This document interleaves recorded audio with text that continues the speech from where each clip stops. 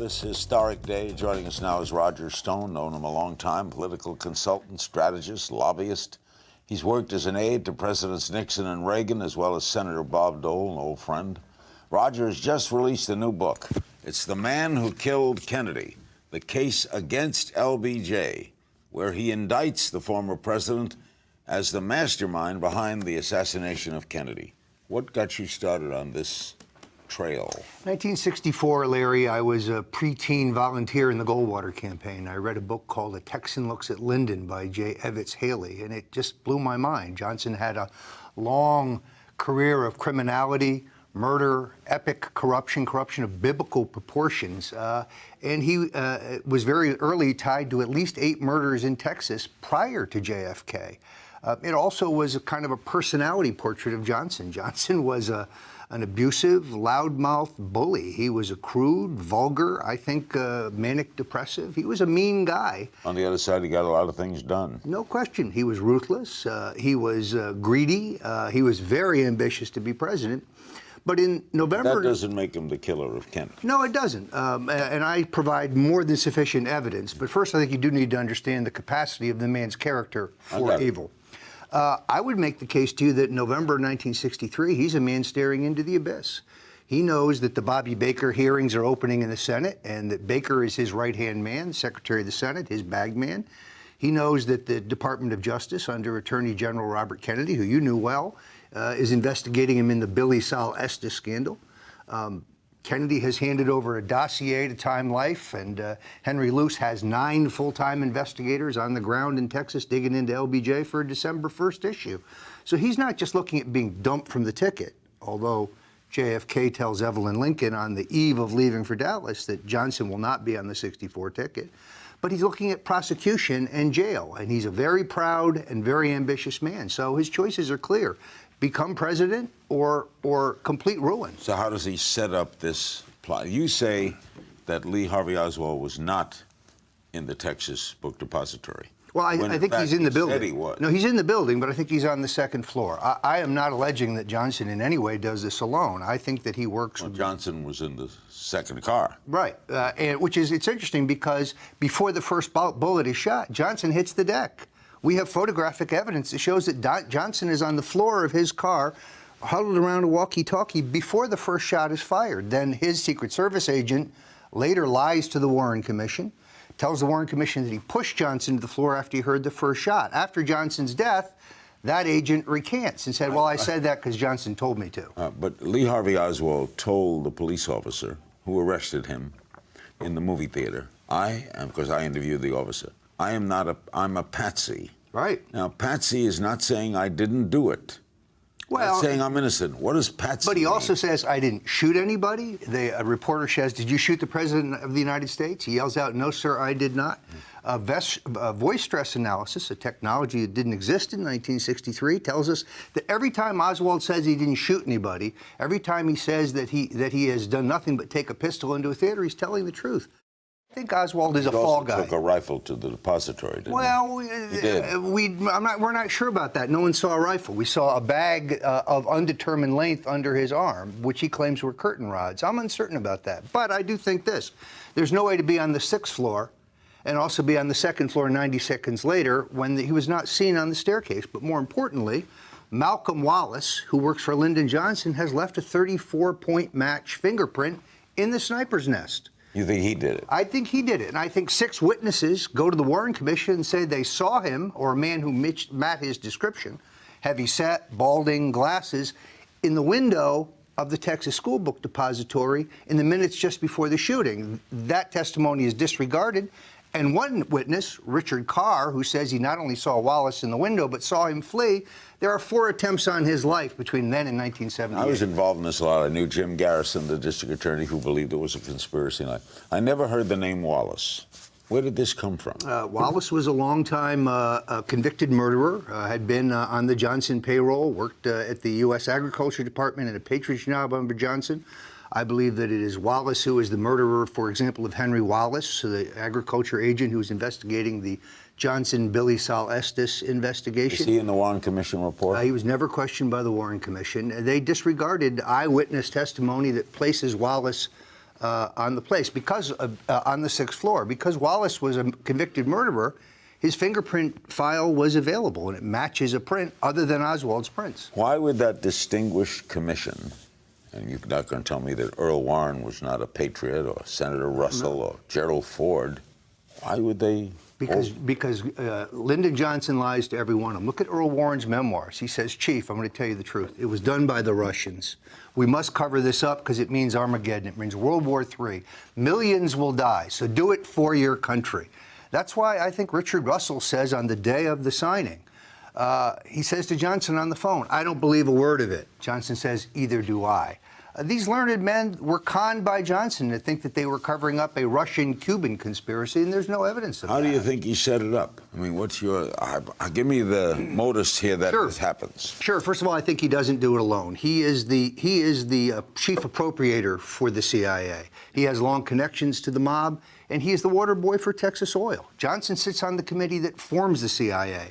Johnson tucks the black box budgets into his aerospace budgets as Senate Majority Leader, so he has funded the CIA.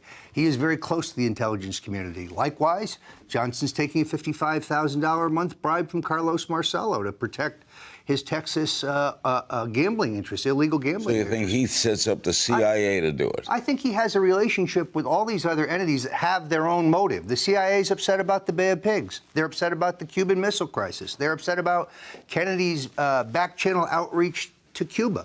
The mob is upset because they've been double-crossed. They gave LBJ $1 million. Kennedy $1 million. You, Roger Stone, investigated and find this out. All the people on top of this, the years of searching, looking, how can you tell me nothing of this ever comes out? Well, it has come out. There's at least 3 other works that I have built on.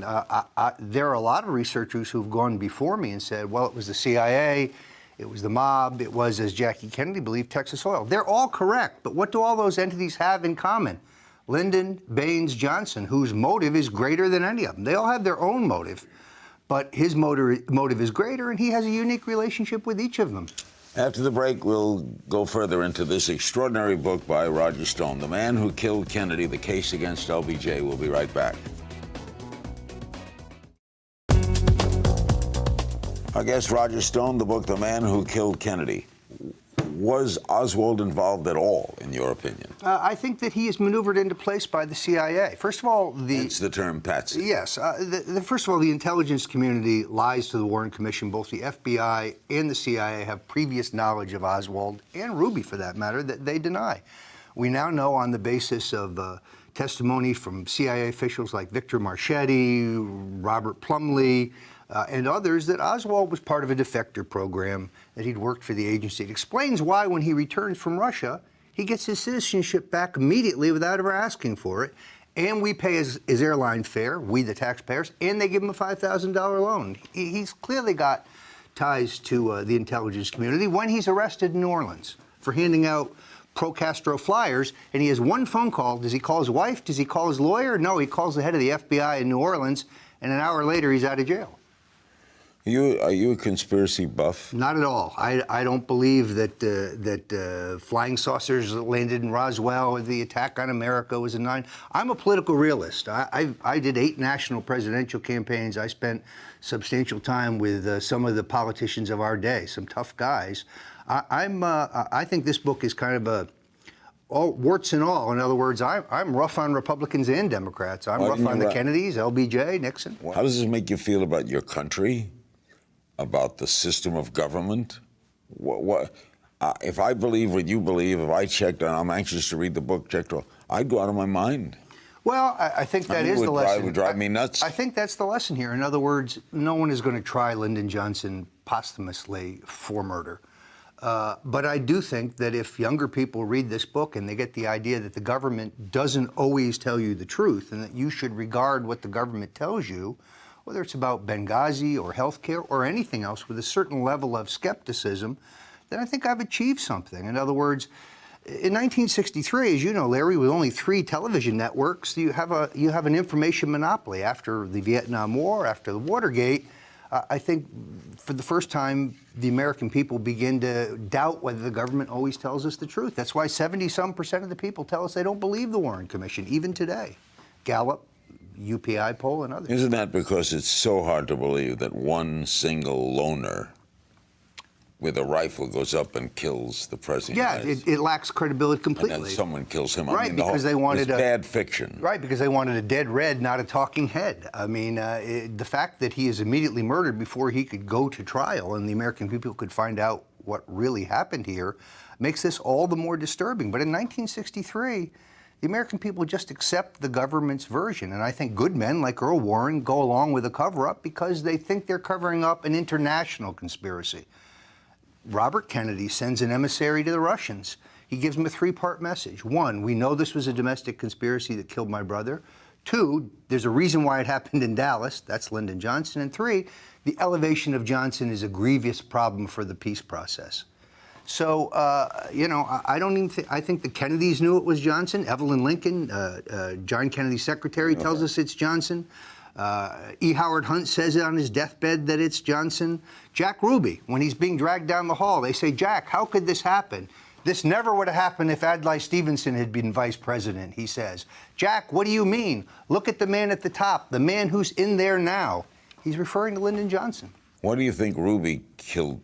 Does that play any part in this story? Sure, I think Ruby silences Oswald. Ruby, the Warren Commission tells us Ruby has... You think Oswald knew? No, I think Oswald is a patsy, and we don't want him to discuss that he works for the CIA and that he has an intelligence background. I think they want to quiet him very quickly. The Warren Commission tells us Ruby has no known connection to organized crime. That's absurd. He's a button man for Carlos Marcello. He runs his club at the sufferance of the mob. He's run guns to Cuba for Marcello. He's clearly a low-level mob guy, and his contacts are in the Dallas Police Department because the off-duty police officers drink and cavort and play with women at his strip club. Do you think Roger will ever find it all out? No, I think it's unlikely because there's obviously there is both a mainstream media thing going on where we're only going to bolster the results of the Warren Commission, and then there are other people out there who have some scholarship, who have a different theory. But I must tell you, I don't think LBJ did it. I know he did it. The time warp, too. You have 50 years. Very hard. But it couldn't happen today because instead of just having the one Zapruder film, you'd have dozens of cell phone camera videos and photos of the crime. It'd be much tougher for anyone to cover up and manipulate the evidence. And then in addition to the three networks, today we have cable. We have shows like this one. We have the internet. Information flows faster. It flows wider. I think it makes cover-up almost impossible. Can't wait to read it, Roger. I thank you very much for coming. I thank you for having me. Thanks to my guest, Roger Stone. Check out the book, The Man Who Killed Kennedy, The Case Against LBJ. I'll see you next time.